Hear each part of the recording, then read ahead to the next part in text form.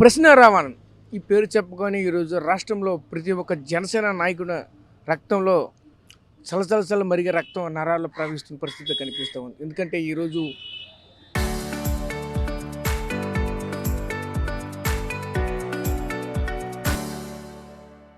జనసేన అధినేత అయినటువంటి పవన్ కళ్యాణ్పై చేసినటువంటి వ్యాఖ్యల్ని ఈరోజు తీవ్రంగా ఖండిస్తున్నారు. అయితే అసలు దీనికి సంబంధించి ఇంకా నాయకులు ప్రతి ఒక్కరు కూడా వాళ్ళ వెర్షన్లో మాట్లాడుతున్నారు. అసలు ఏమనుకుంటున్నారు ఏంటి?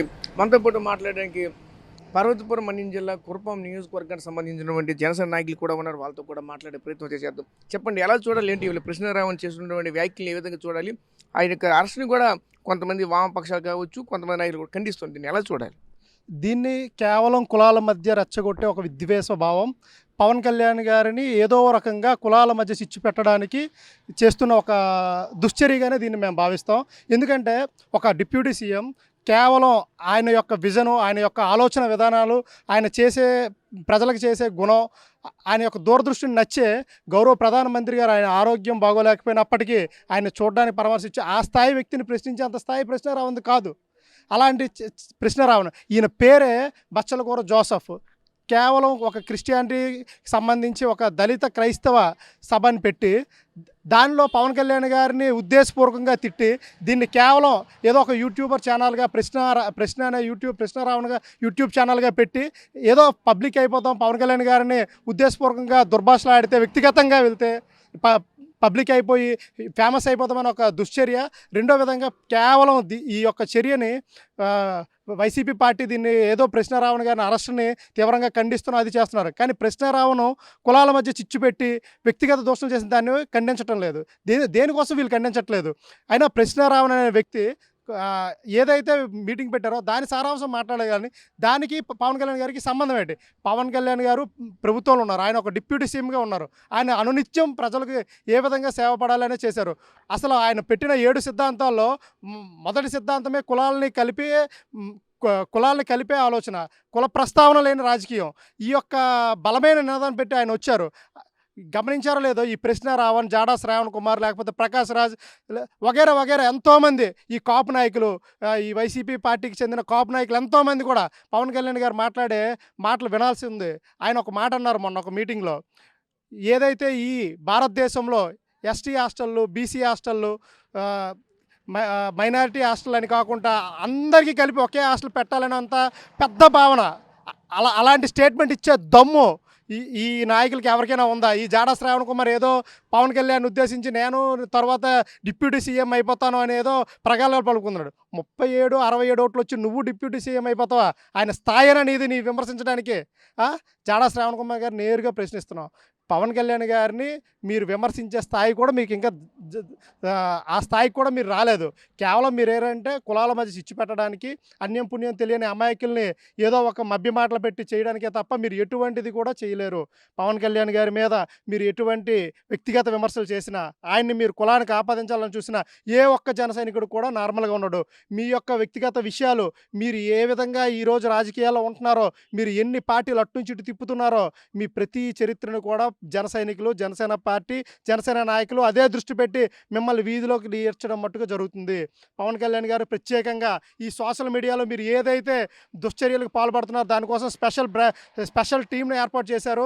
మీ ఏదైతే ఉన్నారో వ్యక్తిగత విమర్శలు చేసి కులాల మధ్య లేదా మతాల మధ్య విద్వేషాలు రెచ్చగొట్టాలనుకుంటున్నారో మీ అందరికి కూడా నేరుగా డైరెక్ట్గా ప్రతి ఒక్క జన సైనికుడి తరపున, ఈ కురుపాం నియోజకవర్గం జనసేన పార్టీ తరపున కూడా చెప్తున్నాం, ఎవరైతే ఇలాంటి దుశ్చర్యలు పాల్పడతారో జన సైనికులు ఖచ్చితంగా మిమ్మల్ని 24 గంటలు అబ్జర్వ్ చేసి మీ యొక్క జిడ్డు తీసే వరకు వదలమని ఘంటాపదంగా చెప్తున్నాము.